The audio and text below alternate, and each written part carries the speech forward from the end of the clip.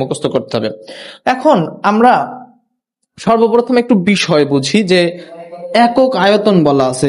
একক আয়তন, একক আয়তন আগে বুঝতে হবে যে এই যে আয়তন, এই যে একক আয়তন, এই আয়তন নির্ণয়ের ফর্মুলা বুঝতে হবে। আয়তন মানে হলো দৈর্ঘ্য, আমরা জানি আয়তন মানে হলো দৈর্ঘ্য গুণ প্রস্থ গুণ হলো উচ্চতা।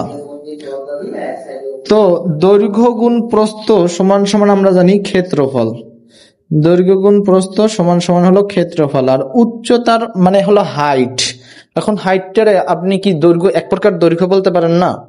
হাইট মানে কি, এটা মিটারে থাকবে না যে এত মিটার উপরে, তাহলে এই হাইটটারে কিন্তু আপনি দৈর্ঘ্য এক প্রকার দৈর্ঘ্য বা এল বলতে পারেন, ক্যাপিটাল এল।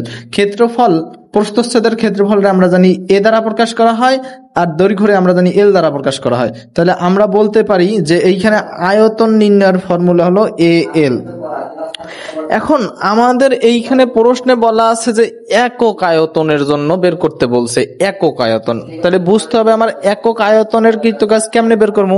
এখন আমি মনে করলাম, একটু ভালো ঠান্ডা মাথায় একটু বুঝেন, যে মনে করলাম যে মোট কৃতকাজ আপনি পাইলেন, কোনো না কোনো কায়দায় মোট কৃতকাজটা পাইলেন, মনে করলেন যে 10 জুল।